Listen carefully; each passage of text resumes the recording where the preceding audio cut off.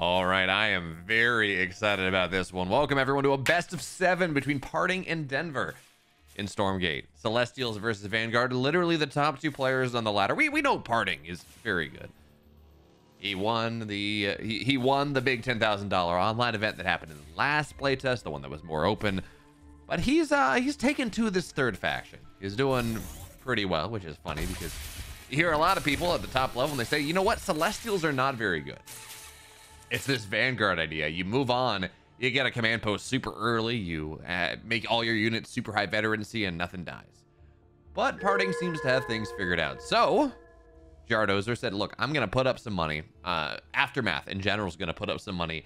And we're going to have the top Vanguard play the top Celestial player. And we're going to see what happens. So we spawn in here on a map that is very large. It's weird too, right? So you have the main base is well, we can talk about what happens with Celestials in a second, because they are a very, very weird faction. But you start with your main base. Natural is kind of here, maybe. You have this double Luminite base on the north side. All of it's a little awkward, but we notice Denver immediately. So as Celestials, you start with an arc ship. You start with this floating thing. You don't really have a main base. In fact, you don't really have workers either. You go and you have these resource collector arrays that go and do things, right? That eventually are kind of your bases. They're your income generating areas. Income generating areas. But it's weird, right? There's no main base for Celestials. But one of the things that happens, of course, is when the arc ship, when it lands, it has a little bit of an bit of an attack. It serves as a bit of a turret. So what we see a lot of Vanguard players doing, or excuse me, Celestial players doing, is they'll go and move their arc ship out early. They'll take an aggressive stance on one of these resource areas. In this case, it's going to be a speed camp. But they just try to get the money out of it quickly. Ideally, you're moving and getting a resource camp, which would, this one would be the closest one just to really speed up your economy. And for now, though, Denver's just being annoying with the scout, right? Moving across, doing what he can to deal with the energy battery. Because on top of Celestials not really having a base, right? That's kind of important to point out is, well, this is going to be a 1-rack expand coming out of Denver. Moving on, getting overcharge on the mobs, having that multi-build going just as quickly as possible.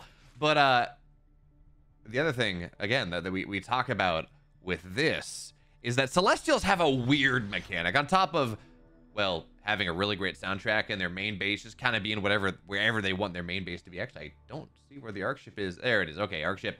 Making sure the therium gets mined quickly as possible. So you don't need workers for Luminite. You have these extractors, but to mine therium, you either need to take one of the morph cores that turn into these extractors, or you need to go and have the arc ship right there, and you make these prisms. So anyways, it's going to be an arc station very quickly. That's where we have Parting going for. But their weird mechanics, they start with 300 supply, but they're capped by energy cost. Each building having it running cost of energy, so that's why you get these energy batteries. Not only can you cast an overcharge, a top bar ability to clean out the creep camp as quickly as possible, also, you're able to go and it gives you this energy that's required to get your bastions up and running, which is exactly what Parting's doing here. So bastions are your tier 1 production structure where you're able to go and theoretically get a bunch of argents, which are kind of this, they kind of like Chase from League of Legends is kind of how they look like, but these biokinetic soldiers, as I think they're called, and we'll talk about what happened here in just a second, where they go and they have a ground attack and air attack, but when they have energy, they take 25%, it's 25 energy out of 100 bar that it goes, and then does this massive burst. But Parting's not going for that. He's moving on into my favorite unit, the Celestials, mainly because it's a bunch of math jokes. These are called the Vectors. You need an arc ship, or you need an arc station to get them, but otherwise they're built just out of the Bastion. They are fast. They fire 3 shots at a time. But their cool thing is they have a pseudo blink, so it's a little weird where they can blink forward, and without an upgrade, they just blink forward, blink back. So if they blink from, say, this position, they can blink forward down to here, and then they go back, right, when you trigger that. But they take additional damage when they are blinking forward. So you go, and it's a very much, it's a little scary to use them. Now, you can get an upgrade that means that they blink back, and they get all their health bars back, which actually turns them into a pretty cool idea. So Parting, this seems to be how he wants to play Celestials in the early game. You get a bunch of Vectors out. They move on forward. Maybe you... Well, it's going to be interesting. So there's no real high ground here. I was going to say, you know, on another map, you might move the arc ship or a morph core forward to get high ground vision to blink him in, get some damage done, blink back. But that is not what he's doing this time. He's instead going to try to go and remove as much vision on the map as possible. So he's producing vectors 2 at a time. Now, these hedgehogs we talked about, this top bar ability that Vanguard have at tier 2, it doesn't cost a lot of energy, and they put everything up to tier 3. So level 3 veterancy, you get so much more HP, so much more damage, so much more attack speed, depending on the unit. It's pain. It's misery. So Denver, that's how he's opted to play this. Getting a lot of tier 3 hedgehogs, maybe some Vulcans later on, but this is going very quickly into mech for a Vanguard player. But final thought is, it looks like actually we don't have time for that because PartinG's going to try to dive on top of this, see what damage he can find. Now, granted, again, these Vanguard units are incredibly beefy. Lancers, they take 3 less damage, and, well, Vectors are one of those units where each individual shot doesn't do a ton of damage. Well, they each fire 3 shots. They're kind of like a Phoenix in that way, if you think about it, except like 3 shots instead of 2. So you notice they did a great job dealing with the creeps, getting some Luminite there, but they didn't really do anything to the Lancers. Now, if you get enough of them, enough of any unit will do some damage. But the final thought here is we saw Parting go to it on, what was it? One of the bases. Yeah, in the middle. On this health camp in the middle. Is that when you get to tier 2, for Celestials, they have this really cool ability that just ascends a camp to heaven. You cast it, it's got I think a 60-second cooldown, something like that. And it gives you all the resources from mining the camp. It ascends to heaven, you don't have to do anything with it. And it also levels the camp up. So if you cast it on an area that has no camp, so right here, you can force the camp to immediately respawn and be leveled up, so you can kill it. Otherwise, you bring them to heaven. I don't know exactly. I don't know what the relevant lore scenario is with this, but they just go up into the light, and they're dead. It's a lot of fun, as this Lancer is dead. But I mean, look at this. Look how little damage it takes with that kinetic redirection. Just so little damage. But again, it's all about the hedgehogs here. These tier 3 hedgehogs that are just getting slowly but steadily upgraded, becoming harder and harder for Parting to deal with. But again, also with these vectors, they have, yeah, there we go. There's the ascension. They're gonna go up and you're Parting just a little bit more money. But again, the other thing we have to talk about here is technically with vectors, and again, I haven't seen a lot of really high level vector, not Vector versus Vanguard, Celestial versus Vanguard. But one of the things we talk about, right, hedgehogs are very fast. They kite away. They're kind of painful. So I wouldn't be surprised to see Parting, yeah, blink right on top of one of them, take him down, and we can see immediately this is where he's going to retreat to. And yeah, you also see, look at this blue, the blue AOR, the blue effect that effectively says, hey, they're taking bonus damage. They're taking 50% more damage. You got to be a little bit careful. That one, Parting just dives in on top of this, and one of these mech bases is going to go down very, very quickly. Now, again, if you commit blink, it's a little bit scary because Parting's a little stuck right now. Hedgehogs are going to try to stick on top, and they're just going to have to run away, taking all of this bonus damage. I'm actually not sure if this has a cooldown. The Parting may just be stuck. He's going to take the fight as well as he can. Looks like there is an internal cooldown, so you're just not stuck for forever, which was... I haven't been playing a ton of Celestial, so I wasn't sure. I'm like, oh no, does he have to just blink back here and be very upset about it? No. Oh, he's going to be okay with that. So gets a decent trade for the most part.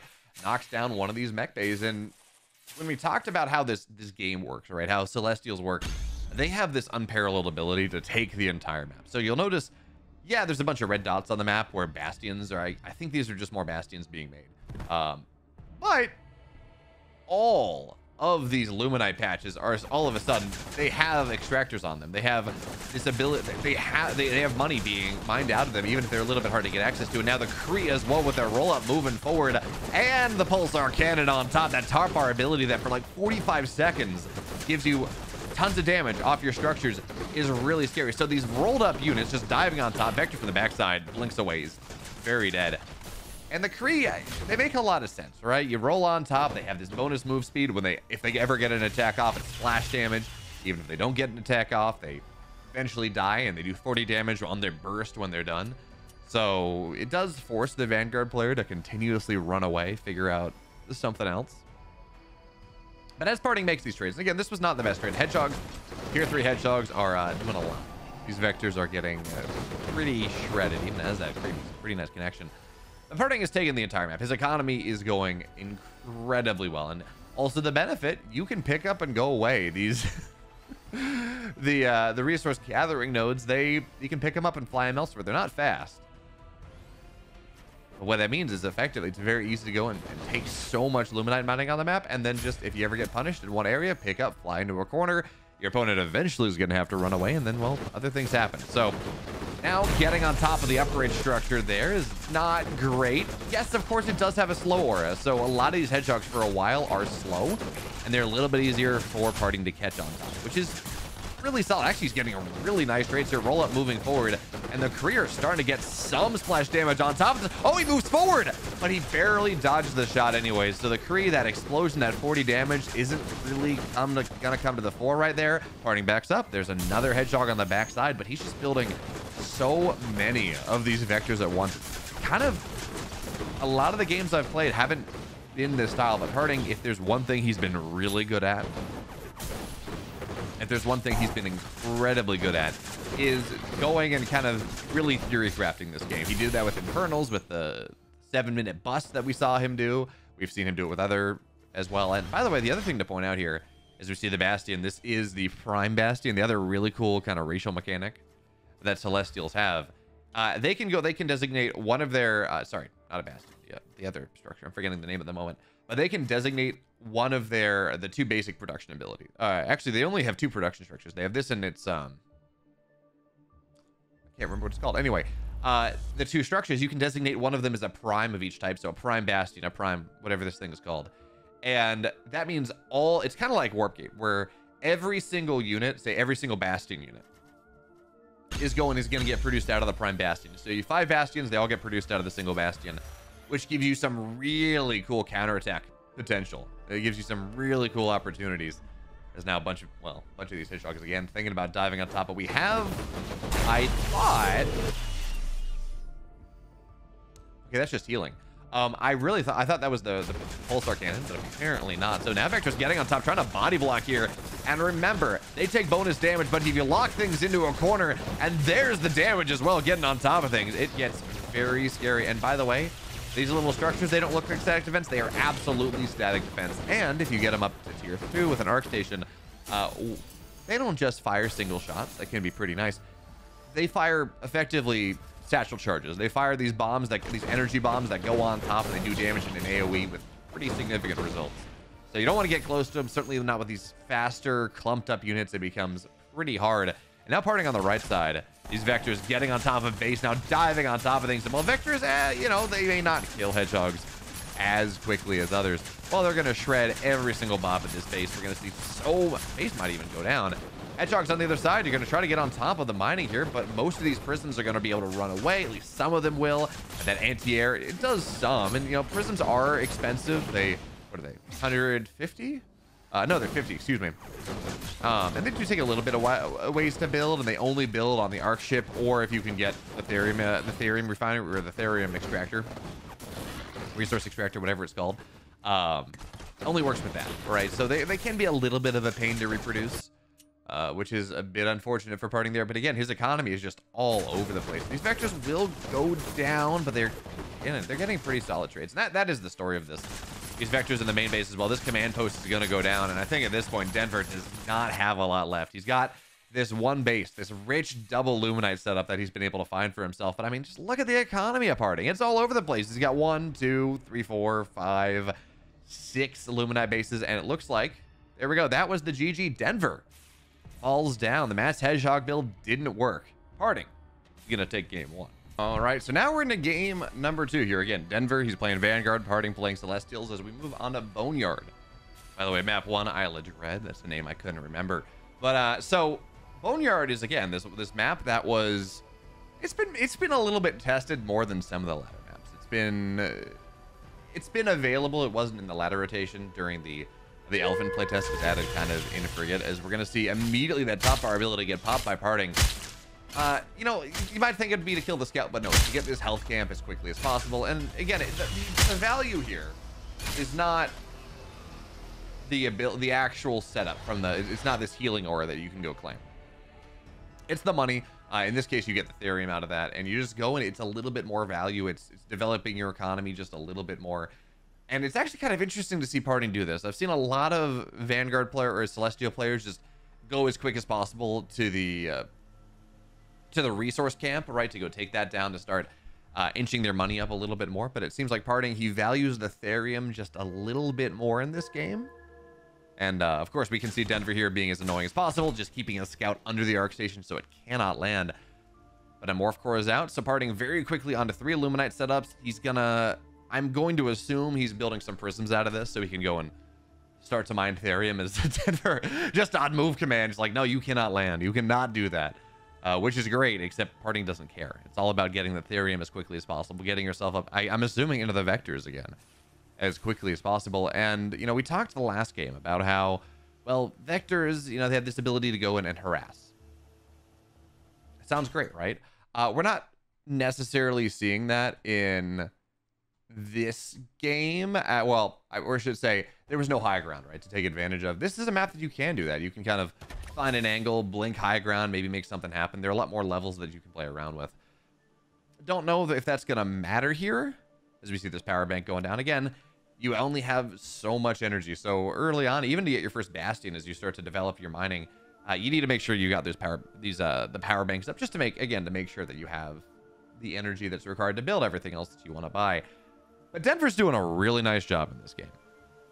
He's doing a very solid job of, well, having map control. Vanguard Lancers with scouts early on, they're pretty strong.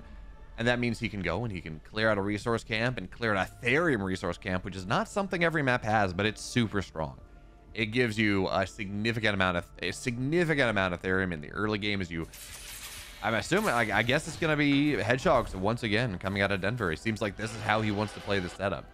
So he's got himself a Illuminite resource camp, a Therium resource camp. It looked like, yeah, he's going to go take the other one as well.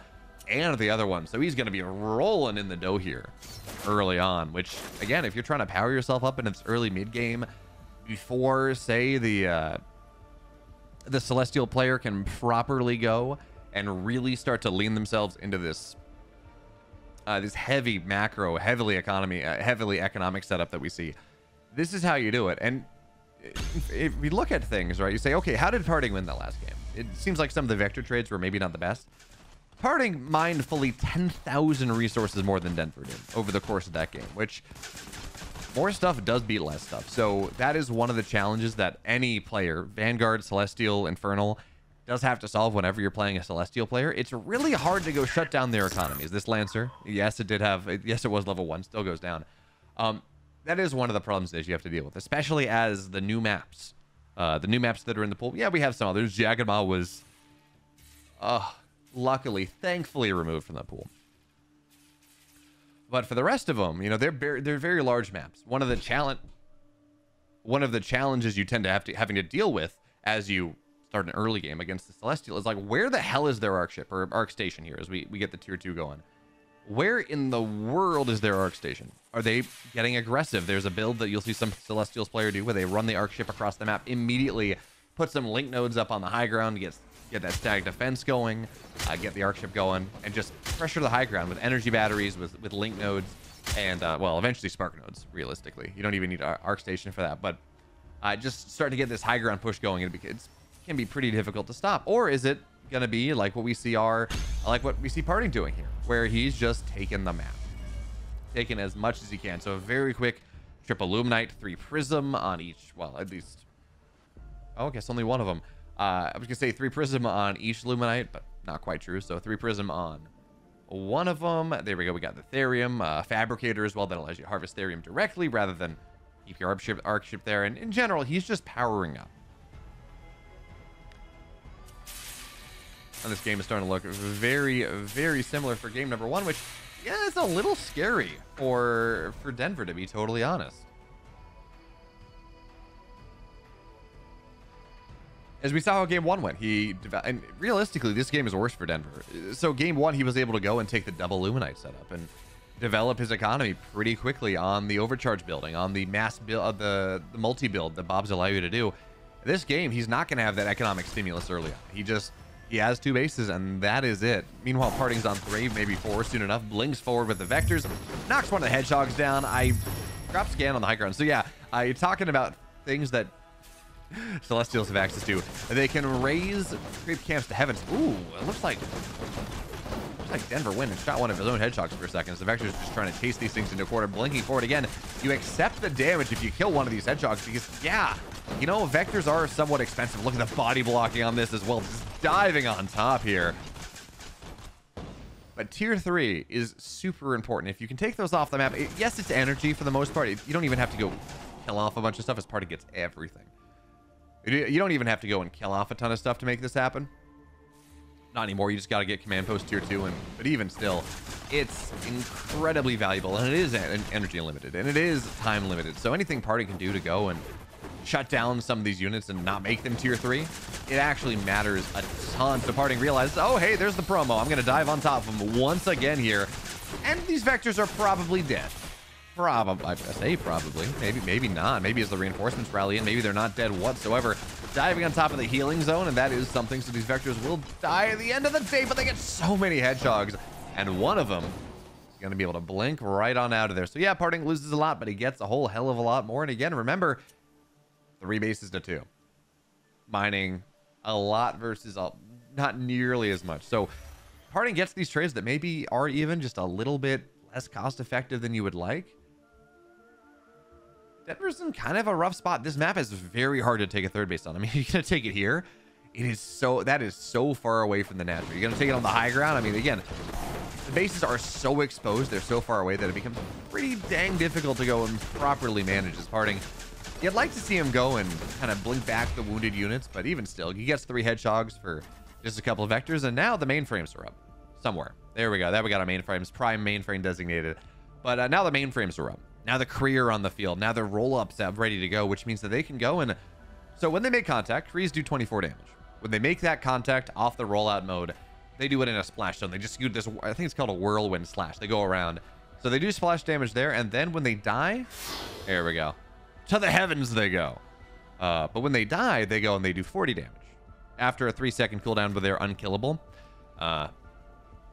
Which is a bit of a problem, right? As hedgehogs are trying to kite away, it's like, okay, do you accept the damage from the vectors? Well, you kind of have to, because otherwise you're going to get big explosions. So it is a pretty intense micro battle as Parting is going to have to give up control of the resource node on this north side. But again, he's got his own, so any money he can take from his opponent is really, really solid. And now Korea are just going to dive into this Luminite line.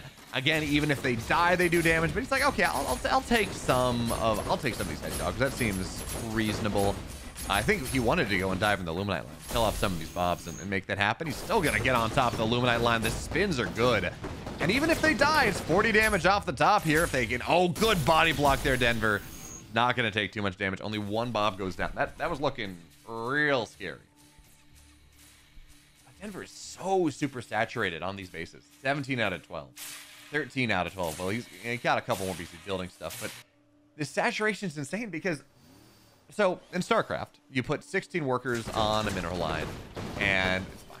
All right, you get up to like 24, 22, something like that, and you're mostly okay. It's diminishing returns, but like 16 is optimal, but you can get a little bit more beyond that. There is no... You don't gain any benefit from going beyond 12. Denver, I would assume, is eventually going to try to turn these into another base, but going with this hedgehog setup is just not giving him that power that he would like. Not giving him the map control that would be allowed, that allows him to go take that 3rd base. We see at this point Kree just posting up, 1 Kree posting up on each viable 3rd base, because the main base is going to mine out soon. Maybe like the next minute or 2, depending on exactly how Denver's been mining that. Which means that Parting, as he takes the entire map once again, I mean, look at how many bases he has. As he just takes the entire map, Denver is very much on a timer. More explosions. Krees are going to get a hedgehog. There we go.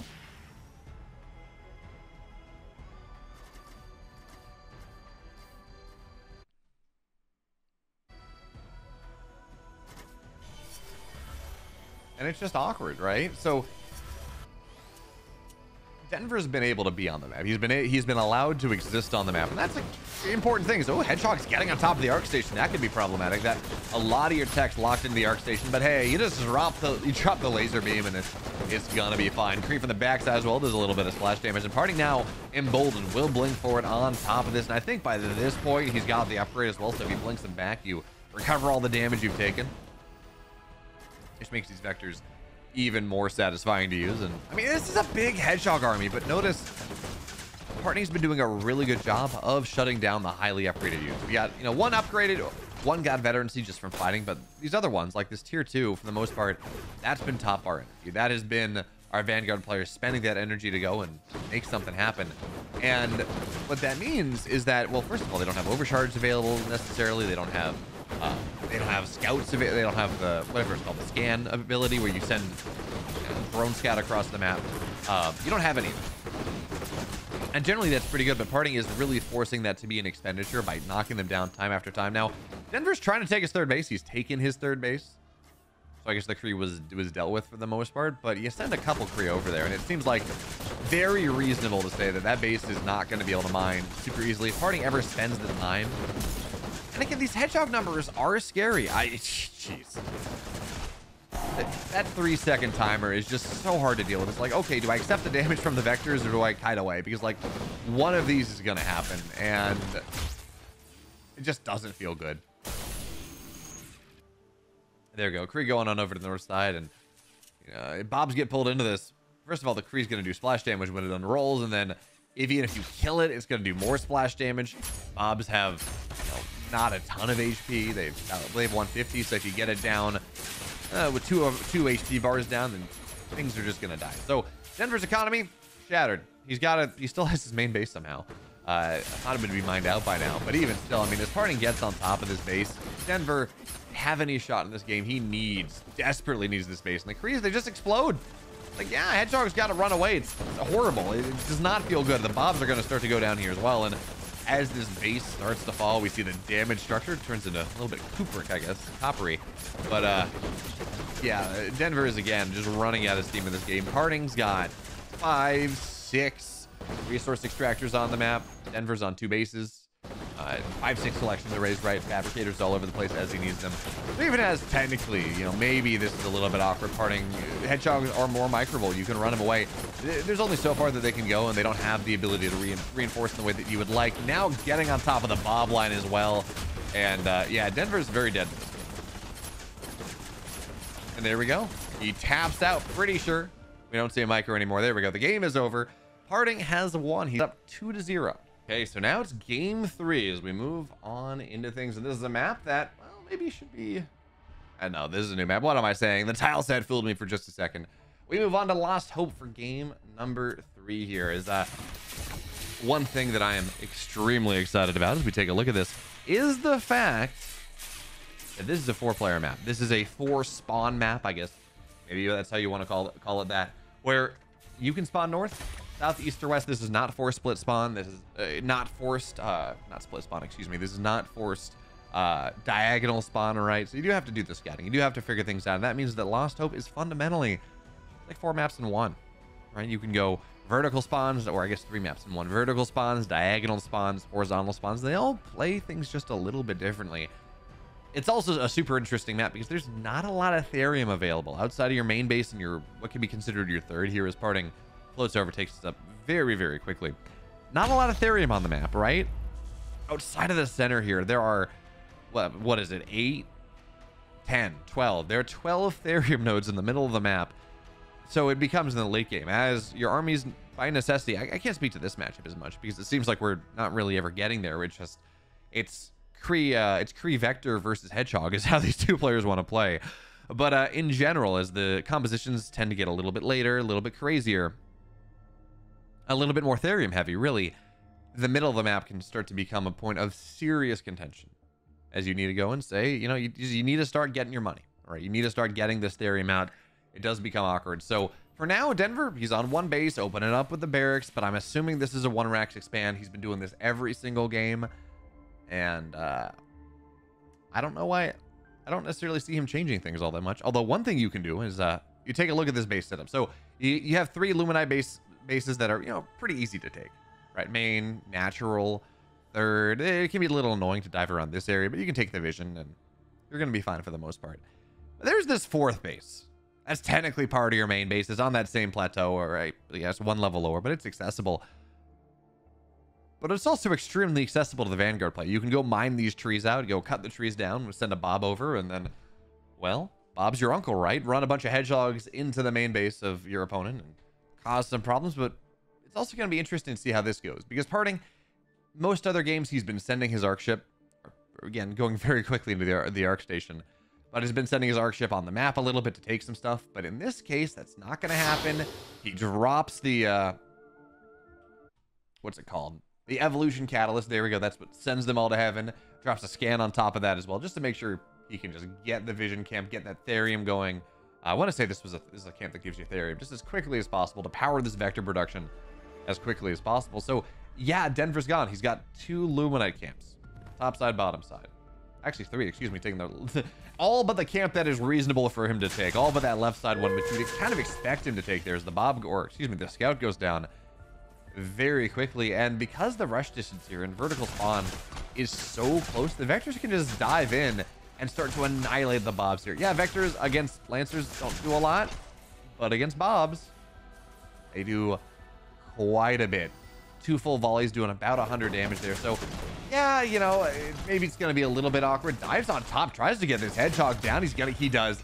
And again, Vectors are they're just simply faster than Lancers are. So now that the Hedgehog is gone, you can back out, do it again. This game feels like it's not going to last very long at all. This Vector spam is just... Bobs are dying. The economy that Denver needs to make this game happen is just getting shut down. And all this Hedgehog is in significant problems. Vectors jump on top, all stacked together. I think 2 of them died? No, 1 blinked away, maybe. Anyways, well, the Hedgehog died anyways. Now we're seeing 4 Vectors on the field.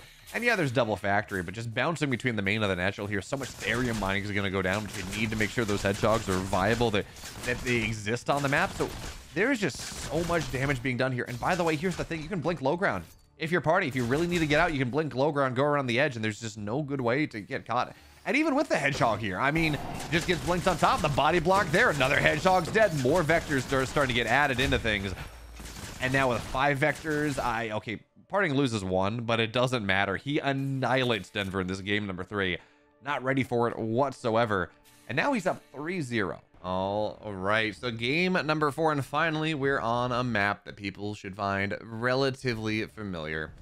You know, we've seen a lot of it. We saw it a ton in the EGC tournament. It's Secluded Grove. It's with a fairly wide open natural, right? It's a ramp here, but it's fairly wide open. But most importantly, there's this center base.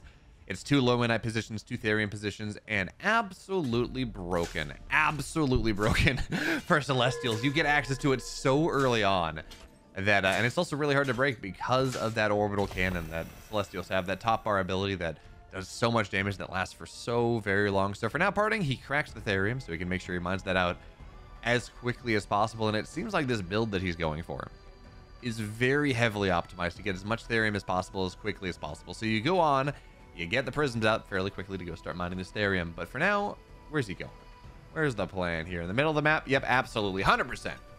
Middle of the map. The Secluded Grove base is just too broken to take. It's just really good because you can't... What are you going to do? Send a Bob over? I don't know. It feels tremendously bad. So we're going to see an energy battery go down. This is going to be turned on. Well, it's turned on right now, but this is going to be turned into that orbital battery, that laser beam that we talk about. So that's going to knock these two chicken camps down. There we go. The chickens, instead of attacking the unit that's attacking them, they're like, no. We have to kill the ship, the great scary ship. The big triangle in the sky is the problem, not the thing that's actually doing damage to us. So anyways, Parting's going to tank that. Flying ship is going to move on over. Meanwhile, already the third Luminite extractor is here. So now economy well and going. Parting's going to get a 4th one pretty quickly here. Probably, well, actually, no, I guess he's going to go Therium. He had the Therium. Then you had that 4th collection array. As probably a couple prisms are on the way out. Then, of course, we're going to see that Arc Station, Tier 2. Bastion's going down right here, which gives you those Vectors. And, well, we've been told, we've seen a pretty similar story in this series this far. 3 games in a row. We've seen Denver go for this. Well, actually, he's going 1 base this time. This is even more aggressive, but he kind of has to, right? If he lets Parting get away with this central setup is okay, there is the prism. Okay, I was gonna say, where's whatever he made out of that? But the prism pops out. If you let Parting just get away with this, I love, by the way, that because there are no units out of this just yet, you put the scout on top of the structures, and Denver has 100% vision of this first production structure of this bastion that Parting has. I mean, it doesn't make a difference really. And apparently, I guess according to lore, these observer towers are infernals. literally infernal piles of bones. I don't know. But anyway, this one base setup is designed to try to go and kill Parting. Is the idea. Parting cannot be allowed to take the middle of the map without really taking too much damage. So we're going to see vectors pop out fairly quickly. So the arc station's done. In the meantime, well, damage being done in the first bastion. And Scout plus Hedgehog versus one vector, I don't think it does. I think that's one the Vanguard wins. Meanwhile, there we go. Command post tier 2 done. So we should see the upgrades getting started pretty quickly. And yeah, so where's this vector? Parting, he's letting get it out. There we go. There's the overcharge though. That's the problem. By the way, let's just take a moment. The celestial music is just incredible. It's so good. The celestial chorus, the whatever the what do they call it in the short story? The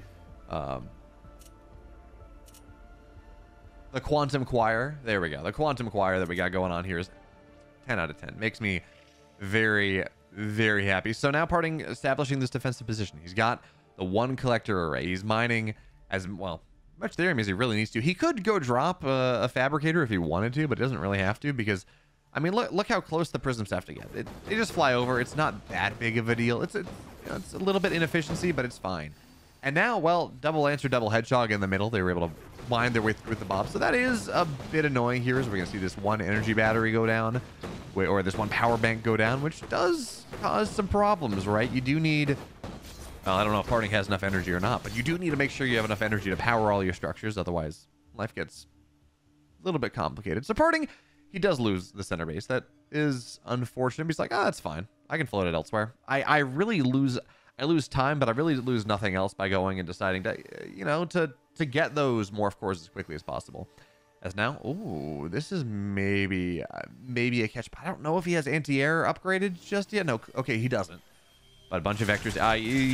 Nope. These hedgehogs are dead. These hedgehogs are very dead. Body blocking on top of them as well. And again, remember, these are tier 3 hedgehogs. A lot of energy has been committed into them. Losing those is a problem.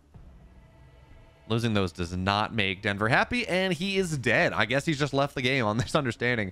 Parting had 3 collection arrays. He had everything he could possibly want, and losing those first 3 hedgehogs, that ends the game. Parting takes this 4-0. Number 2 versus number 1. And it's pretty clear that Parting, he's number 1 for a reason.